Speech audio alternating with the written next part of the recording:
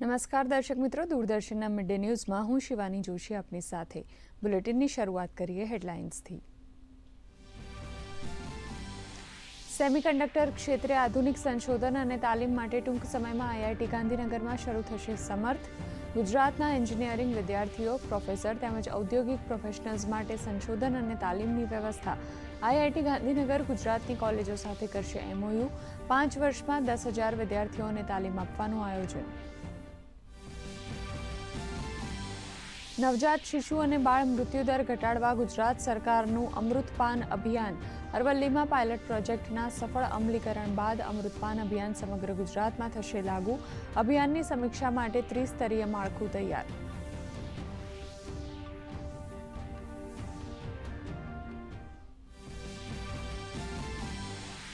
આત્મનિર્ભર ભારત તરફ ડીડી યુનિવર્સિટીના વિદ્યાર્થીઓનું એક પગલું. દેશી સ્મોક એનાલાઇઝર ડિવાઇસ વિકસાવી તમાકુ મુક્તિ માટે કરી નવી પહેલ. ડિવાઇસને મળી પેટન્ટ. બજાર કિંમત કરતાં સસ્તું તેમજ રીયુઝેબલ વિદેશી ઉપકરણોને દેશી ડિવાઇસ આપશે ટક્કર.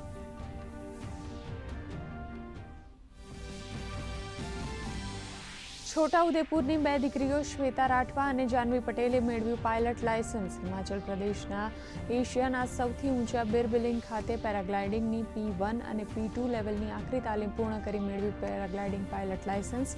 અન્ય યુવતીઓ માટે બની પ્રેરણારૂપ.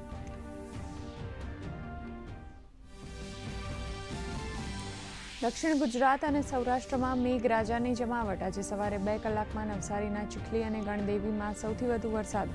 વરસાદથી અનેક જિલ્લાઓમાં જનજીવન પ્રભાવિત. વલસાડ, ધરમપુરમાં શાળા કોલેજોમાં રજા જાહેર. જૂનાગઢ અને ગીર સોમનાથમાં પણ મેઘમહેર.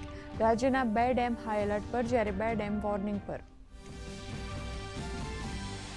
રાજ્ય પર 5 સિસ્ટમ સક્રિય થતા ભારે વરસાદની આગાહી. રાજકોટ, અમરેલી, વડોદરા, તાપી અને ડાંગમાં ઓરેન્જ એલર્ટ.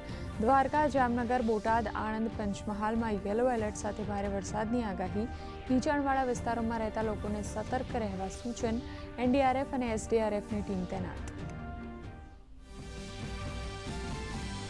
વરસાદની દસ્તકથી બદલાયો હવામાનનો મિજાજ. ઉત્તરથી લઈ પૂર્વ અને પશ્ચિમથી લઈ મધ્ય ભારતમાં વરસાદનું રેડ એલર્ટ. દિલ્હી સહિત અનેક રાજ્યોમાં ભારે વરસાદ સાથે આંધીનું એલર્ટ. મુંબઈમાં ભારે વરસાદથી જનજીવન પ્રભાવિત. હિમાચલમાં ભૂસ્ખલન બાદ વાહનો કાટમાળમાં દટાયા.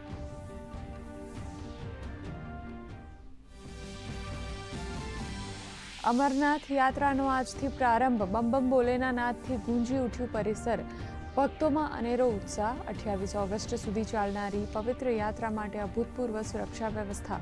પ્રધાનમંત્રી નરેન્દ્ર મોદીએ શિવ ભક્તોને મંગળકારી યાત્રા માટે પાઠવી શુભકામના.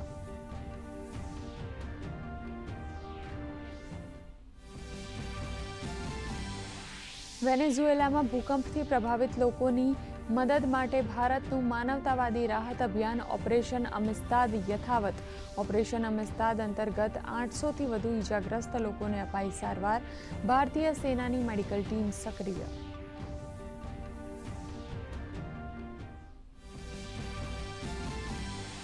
ફીફા વિશ્વકપના પ્રી ક્વાર્ટર ફાઇનલમાં પહોંચ્યું સ્પેન. લોસ એન્જલસના સ્ટેડિયમમાં ઓસ્ટ્રિયાને 3-0થી હરાવી પહોંચ્યું અંતિમ 16માં, તો ક્રોએશિયાને 2-1થી હરાવી પોર્ટુગલ પણ પહોંચ્યું પ્રી ક્વાર્ટર ફાઇનલમાં.